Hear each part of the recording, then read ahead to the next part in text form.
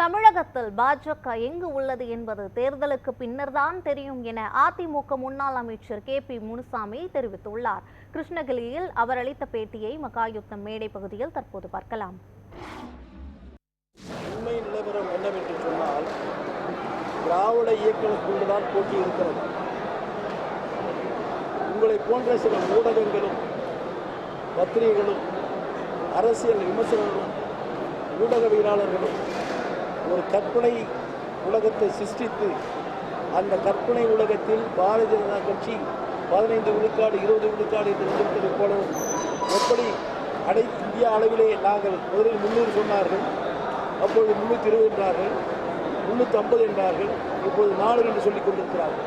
இப்படி ஒரு கற்பனை பிம்பத்தை உருவாக்கி மக்களை ஏமாற்றக்கூடிய நிலையிலே தான் இது போன்ற செயல்பாடுகள் இருக்கிறது.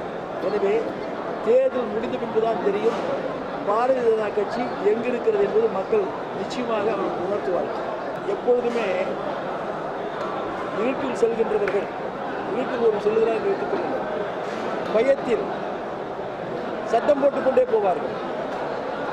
வீட்டில் செல்கின்றவன் பயத்தில் எப்படி சத்தம் போட்டுக்கொண்டு செல்கிறானோ அதை போல தோல்வி அடைந்து விடுவோம் என்ற எண்ணம் என்ற காரணத்தினால்தான் நாங்கள் 350 வருவோம், 400 வெற்றி பெறுவோம், இங்கே பிம்பம் எப்படி இருக்கிறது என்றெல்லாம் சொல்லுவார்கள். இப்போது உதாரணத்துக்கு பாரதிய ஜனதா கட்சியுடைய மாநில தலைவர் திரு அண்ணாமலை கோவையில் பேட்டி கொடுத்த பொழுது கோவையிலிருந்து ஆரம்பிக்கிறது என்று சொன்னார். இந்த வெற்றி கோவையிலிருந்து ஆரம்பிக்கிறது என்று சொன்னார். அதோடு கேள்வி கேட்டபோது ஏன் பிரதமருக்கு வந்து கொண்டிருக்கிறார் என்று கேட்டபோது அவர் சொன்ன பதில், அடுத்த 2026இல் தமிழகத்தில் பாரதிய ஜனதா கட்சி ஆட்சி அமைக்க வேண்டும் என்பதற்காக வருகிறார் என்று சொல்கிறார். அவரே சொன்ன கருத்து என்ன என்று சொன்னால், அப்பொழுது பாரத பிரதமர் இந்த நாட்டு மக்களுடைய நலனுக்கு அவர் வரவில்லை.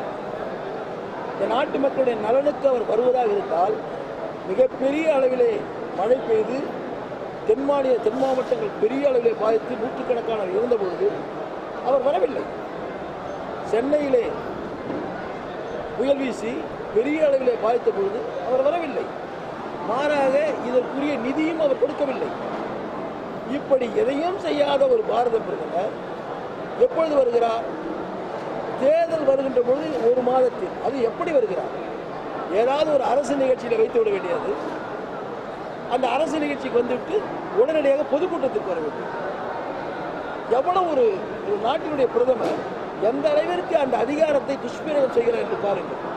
அதனால்தான் பயத்தின் காரணமாக எப்படி இருட்டிலே ஓடுகின்றவன் சத்தம் போட்டு ஓடுகிறானோ அதை போல இந்த தேர்தலில் நாம் தோல்வியை சந்தித்து விடுவோமோ என்பதற்காக மக்களை ஏமாற்றுவதற்காக இது போன்ற கருத்துக்களை சொல்லிக் கொண்டிருக்கிறார்.